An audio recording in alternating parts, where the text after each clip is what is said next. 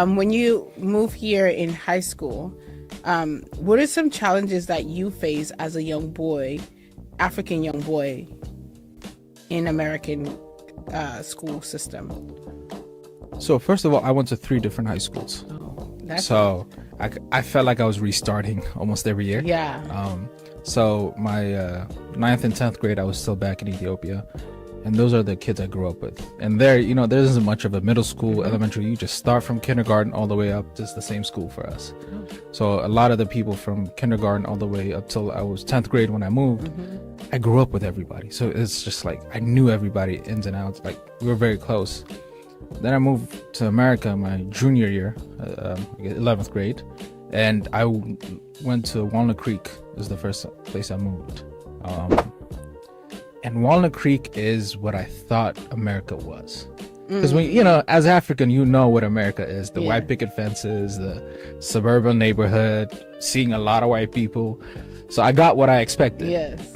So I was like, all right, this is America. I didn't realize how diverse it was. That was later on. But once I got there, so I was like, okay, I'll get this. But then I think the biggest culture shock for me was I knew English, but then there's American English of the slangs, the abbreviations, the innuendos, like all these like different slang and way of talking. So I felt out of place because I had practiced English so long. So I was like, I'm gonna be fine, I'm gonna be great. But then I hear people talking, I'm like, what is these people talking about? And then the culture shock of just learning new things and everything. I was expecting it, but at the same time, the culture shock was kind of big. I think mostly when I went to my senior year, I moved to Oakland, and I went to Oakland International High School, which is a high school for immigrant students from all over the world.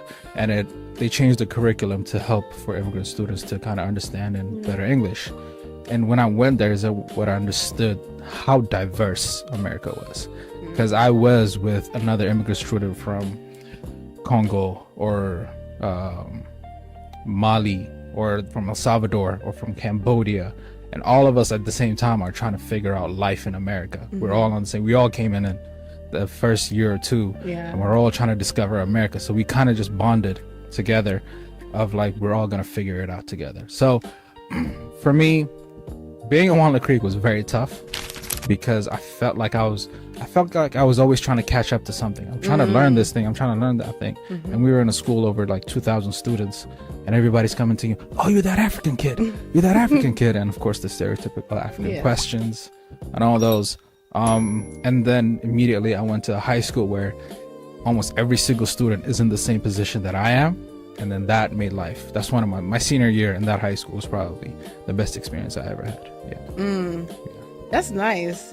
I got lucky. I got lucky on that really part. Nice. Yeah. Does that still, do they still have that still here. today? Yeah. It's, oh, wow.